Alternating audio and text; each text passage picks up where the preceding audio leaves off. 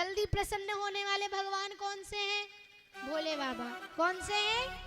भोले बाबा। कौन कौन मैया मानती हैं? भोले बाबा बड़े अच्छे हैं, दयालु हैं। हाँ, भोले बाबा जल्दी दया कर देते हैं और क्रोध भी बहुत जल्दी आ जाता है। दयालु तो है, सो इतने भोले हैं इसलिए नाम पड़ गया था भोले भंडारी। इतने भोले हैं कि एक भक्त एक पैर पे खड़े होके उनकी तपस्या करने लगा।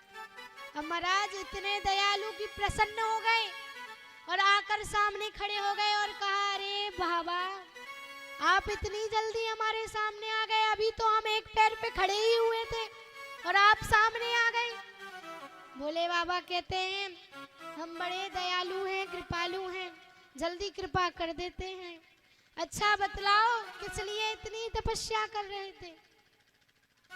बोले कुछ नहीं, बस हमारे जीवन में सुख ही सुख रहे। बोले सुख ही सुख रहे, कुछ मांग भी लो। इतनी तपस्या कर रहे थे एक पैर पर खड़े होकर, कुछ मांग लो। बोले प्रभु आप ही आशीर्वाद दे दीजिए। भोले बाबा ने आशीर्वाद स्वरूप में एक घंटा दे दिया। बोले जैसे ही देखा कि भोले बाबा ने एक घंटा दिया और कहा कि बालक सुनो, इस घंटे को जब भी तुम बजाओगे तो जो तुम मांगोगे वो मनोकामना पूर्ण हो जाएगी। जैसे ही सुना, बजाते ही से ही मनोकामना पूर्ण। सो और उछलने लगे। अब महाराज भोले बाबा बोले तनिक सब्र तो रखो, इतनी जल्दी उतावले मत हो। बोले जो तुम मांगोगे उसका दुगना फल तुम्हारे पड़ोसी को मिलेगा। अब जैसे ही सुना, जो मैं मांगूंगा उसको दुगना फल पड़ोसी को मिलेगा। सो महाराज घर गए और एक लाल कपड़ा तिजोरी में से निकाला और उस घंटी को बांध के तिजोरी के अंदर रख दिया। बोले अब तो कछु ना मांगूंगा इससे, मांग लिया सो मेरा तो भला और बा को डबलो भगा हो जाएगा। मेरा तो होगा उसका डबल होगा, क्या फायदा। छोड़ो भैया, जाकू तिजोरी में ही रख दो, प्रसाद स्वरूप में रखो रहेगा। अब महाराज कुछ समय पश्चात देवी जी ने साफ सफाई करी, देखा तो लाल कपड़े में बंधा ये रखा हुआ था।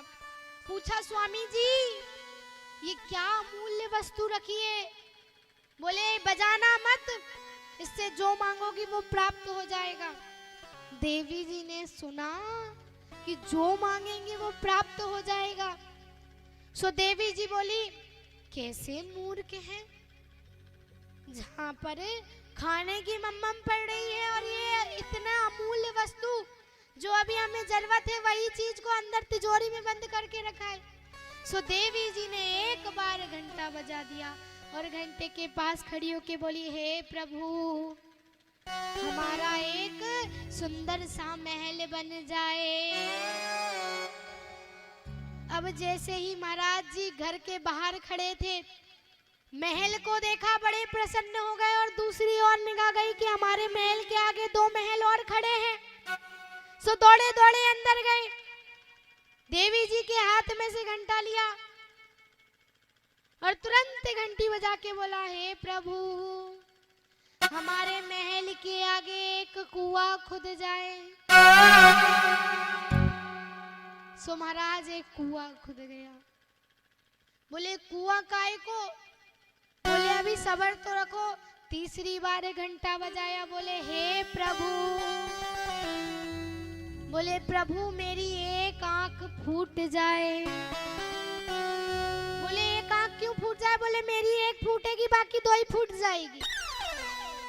अपनी एक फूटेगी तो पड़ोसी की दोनों फूट जाएगी। और जब फूटी आंख से बाहर आएगा सो कुएं में गिर जाएगा। अब मैं तो जैसे तैसे एक आंख से देख लूंगा और कुएं से बच जाऊंगा, एक कुएं से।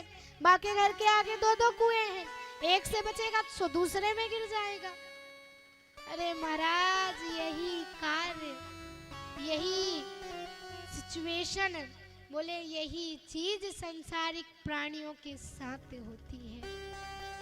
दूसरों के सुख से ही हमेशा दुखी दिखलाई पड़ते हैं, दूसरा सुखी नहीं होना चाहिए।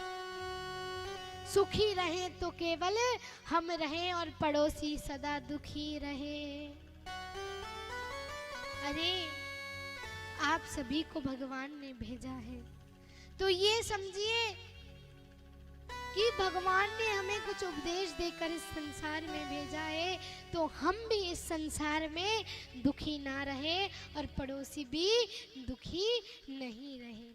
अगर भगवान से कुछ मांगना ही है तो बस भगवान से ये बोलो कि भगवान आपको जैसे रखना है वैसे रखो।